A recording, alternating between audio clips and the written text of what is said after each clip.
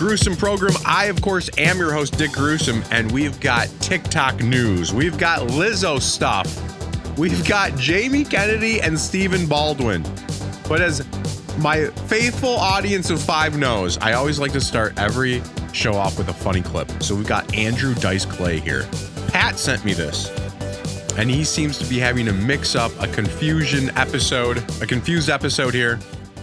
He's confused in this episode. Let's check this out.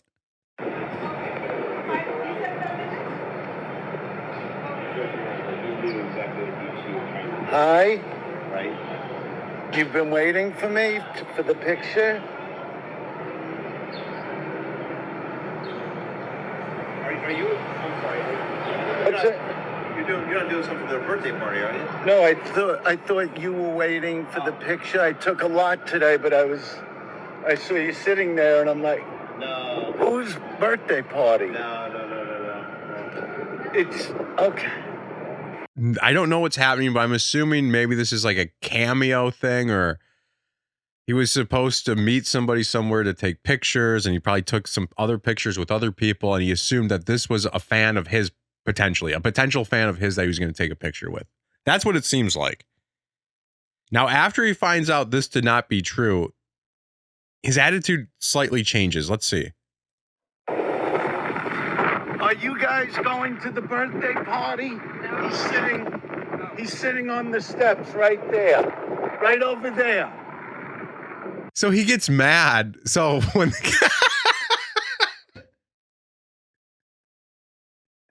so awesome. So when the guy wasn't there for Andrew Dice Clay, this guy's just in a giant city on the phone. Let's watch this again. Watch his face when Andrew asks him about the picture. Andrew, these are 3 people wear these glasses. Andrew Dice Clay, old Jew women, and black ladies. Old black ladies, Jews. And I guess Andrew Dice Clay's a Jew, right? So Jews and black ladies wear these glasses. Just so we're all on the same page. Hi. Right. You've been waiting for me for the picture?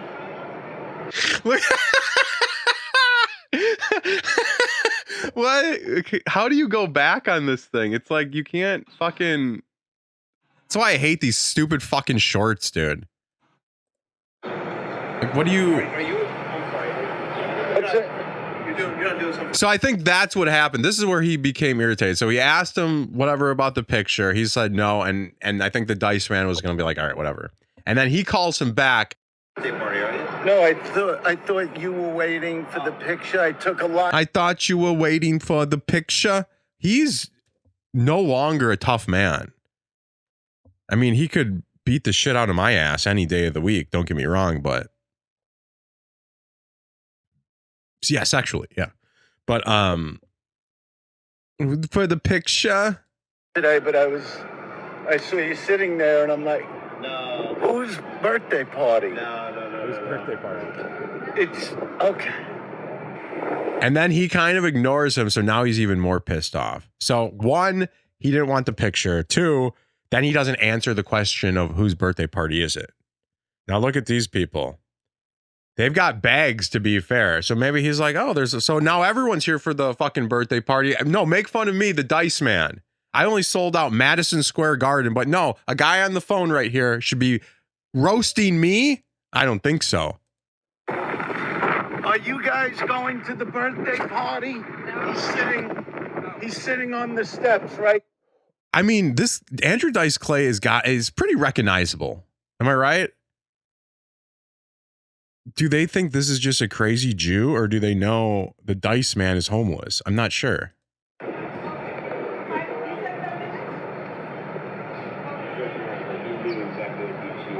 Hi. Right. You've been waiting for me for the picture? Are you? I'm sorry. You're not doing something for their birthday party, are you? No. Right. Okay. And now this guy thinks that he's like a clown for the birthday party. Oh, okay. So now the Dice Man's just like, fuck you. I'm not a clown. I'm a comedian.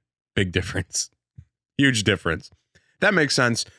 Okay. Figure that out. happy shame month. This is the new reallocation of shame month. It used to be in January and then also in August. I think we'd put it right in June. Makes sense to me. June is shame month. We're working on our flag. I've got a couple designs in mind. I'm basically thinking of a gray rainbow and then the women's suffrage thing, you know, with the women with the hoods over their faces. Like that's kind of like where I'm going with it in my head, but we'll flesh it out, so to speak. Speaking of flesh, we've got Lizzo here. Lizzo destroyed by South Park. Destroyed. Lizzo's destroyed. Destroyed. Words don't mean shit anymore. Everyone just uses these words because it fits their narrative. But Lizzo wasn't destroyed. Guys, my worst fear has been actualized. I've been referenced in a South Park episode. It's not. It's her greatest accomplishment. So she's going to watch this thing. She's going to have a reaction, which is basically this. And then at the end of it, she just says, I don't care. So really, this is all just great promotion for her. She's a big fat slob and she loves it. And she loves herself for loving it. And there's nothing we can do about it. That's the way of the world. You know, I was thinking about the trans. And I was thinking maybe I'm wrong. Maybe I'm wrong about the trans. Because my initial thought was like, obviously these people have a mental disorder, mental impairment. They're deranged. This isn't how a functional society functions. So on and so forth. Well, I mean, we have a proven record of things working and it's not good enough for people. It makes zero sense. It's anarchy. They're trying to destroy society. But back to my point. That's what I used to think, right? They're trying to destroy society. They're anarchists. They believe in nothing. They're sickos. They're pedophiles. Sure, all these things may be true. Yes, it's unfortunate that we live in the time where this is happening. However, they are willfully extincting their bloodline. A willful extinction of their bloodline they're committing. They're mutilating their body so they cannot reproduce. Let's get these guys. I mean, like, this is perfect. Let's get them out of here. You know, I mean, they're doing it to themselves. I think this is a great plan for them. I don't know how long this takes for them to be gone. 20 years or something. I mean, like, you know, once what's a generation, right? And then with all the medical complications they're going to have, I mean, these trans people are going to be dropping like flies. It's going to be, we got another one. It's going to be like Ghostbusters. We got one. We got, you know, we got another one. The hospital is just going to be like it's going to be like a closed down meat packing plant. All these, like, I saw a thing on Twitter of some guy holding up his testicles, like proud, like in the surgery bed, like looking like a mutant. These people love to look like mutants. We watched too many crazy cartoons in the 90s, and now this is what's happening. We can't actually be turtles, guys, or mice from Mars on motorcycles. This isn't the way the world actually works. You grow up, and you just deal with what you have. Anyways, let's see Lizzo's reaction. I just feel like, damn, I'm really that bitch. I'm really that bitch. I really showed the world how to love yourself and not give a fuck, to the point where these men in Colorado know who the fuck I am and put it on their cartoon that's been around for 25 years. My point is that everyone lies to you guys. Everything's clickbait. Not on the Dick Gruesome program. I give it to you straight B's. Straight B's. Just want to prove how everyone's stupid and liar. Don't fall for this Lizzo stuff. She's never going to quit. She'll be around for... She is thinning down, like I said. I'm telling you, she'll be like... Queen Latifah, I think, is a babe now. Where's Queen Latifah? I'm telling you. You guys don't believe me? Latifah, Queen Latifah. What does she look like? Not a babe. Okay. But she's still a lot. Who's the other one? Missy Elliot. Watch this. This was Lizzo. This was the original Lizzo. This is OG Lizzo. Look what Missy Elliott looks like now. And she's also pretty old. I mean, look at all this photoshopping. Black don't crack. Oh, it does. It does, guys. Can I get like a fucking... I guess she's old enough she doesn't want to like... Is this her? Look at this bitch. Does anyone remember what Missy Elliott used to look like? Not this. How about this? How about, all right, so Missy Elliott, how about this? Fat Missy Elliott. Yeah, right. Look at that, like, yikes. Before, after, right? So they all slim down. It will happen with Lizzo too.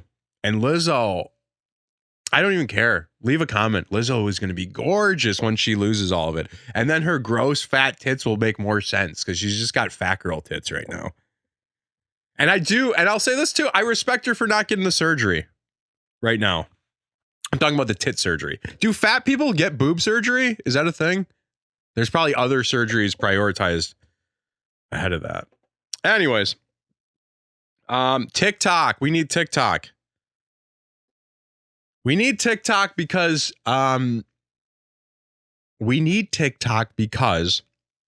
we don't have news anymore. The news is just all make-em-ups, pandering, fear-mongering, division. Yeah, see what Trevor was here, and a lot of y'all have asked for a background story on what is happening here. So I'm going to fill you in on what's going on. So this lady right here, when she... There was this story on TikTok, black lady. She sits in this, the middle of the plane where they have an emergency exit. This lady needs a verbal confirmation. Hey, if we get in a plane crash, are you going to help people out? And then you just say, yeah. This lady is old and black, and I don't know. A goofball. She's a goofball. She's old and a goofball. It has nothing to do with her being black. Black just helps the story to be more fun, to be honest with you. But, so she just fucks around the whole time, gets dragged off the plane, drug off the plane. She gets dragged off the plane. She doesn't get slipped a roofie. She doesn't get drugged off the plane, does she? Maybe she does. Maybe she was on drugs and that's why she was acting like this. Allegations are flying, guys. That's not me. That's what people are saying. The point is that this old black bitch didn't want to fucking follow the rules and she got her ass thrown off the plane. You would never see this on the news. You would never see this on the news. You have to see this stuff on TikTok now. That's why we need TikTok. Got on the plane and acknowledged that she was in the exit row. She said, oh, I'm not going to save anybody. If something happens, I'm going to save myself first. And I'm not sure if the flight attendants heard that or not, but that was her attitude throughout the seating process. Okay, so this is a lady who filmed this and she's telling what happened. Clearly, you can hear by her voice that she's black. There are a bunch of other black people on the plane. So the point of this is not that black people can't fly planes or black people are annoying. It's that this black bitch was stupid and no one will report it because she's black is the fucking point. You have to go on TikTok to see news like this. They're like, no, don't show that black people can be annoying. That will cause racial division. Just talk about how white people are the devil. She knew something was about to pop off when she had that attitude. That was the first part. So this may have been her first time in an exit row, so she did not understand or did not realize or want to understand that the flight attendant has to get a verbal yes from everyone when you are going through the drill. And she had an attitude with giving the verbal yes because she thought shaking her head was sufficient and didn't realize or didn't want to. They got this dude who probably puts the bags on the plane. They're like, dude, you're black. Can you fucking do us a solid? Everything's a fucking game now because you can't just say to somebody, hey, can you not be a dickhead and just like, we can all get going on this? Everything's racist with black people. That's the deal. That's why JLP has a fucking successful show, because he's right. Some black people can be racist all the time about everything. And obviously, so can white people and Asian people and everyone. But this seems to be a trend. Why she had to give a verbal yes. And look at now you got the police. This guy just got there on his bike. Jesus Christ. Look at now everyone has to get off the plane. Everyone has to get off the plane. Imagine how pissed off you would be. And that's when they called the manager to escort her off the flight, and then she refused. When she refused, someone else. Then they start roasting her too. This is this black conservative guy, Greg Foreman. I like this guy. Hey, Greg, I know you love my show. Help me out.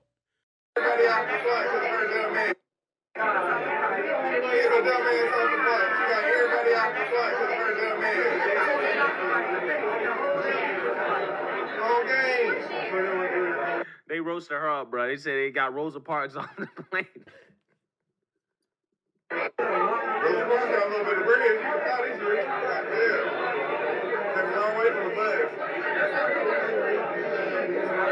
This is really where black people shine in these mocking type moments. That's why I really get along with black people. We really like to take advantage of opportunities like this. So yeah, these people are like, regardless of her skin color, she's a dumb black bitch. Refreshing to see. I think it makes everyone in America sleep a little better tonight that we can all agree on that. Show's going pretty good. It's a pretty good show. Okay, let's get to this. Check out Second Degree Burn, a Burn Notice story, now streaming on Tubi TV and Amazon Prime. Jamie Kennedy. I love Jamie Kennedy. Jamie Kennedy is the man.